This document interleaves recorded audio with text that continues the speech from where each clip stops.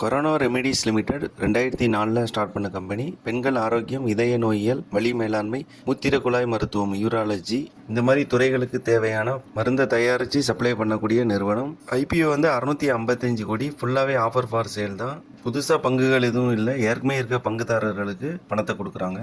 இவங்க மொத்தம் 71 பிராண்டு பண்ணுறாங்க. 22 ஸ்டேட்டில் 2671 மெடிக்கல் ரெப்ரசன்டேட்டிவ் இருக்காங்க.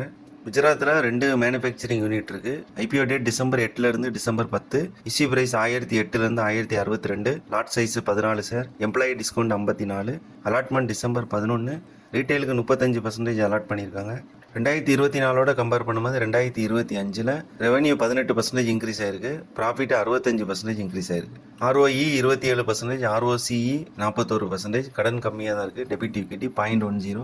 RONW 24 இருக்குது. GMP இதுக்கு 28% இருக்குது.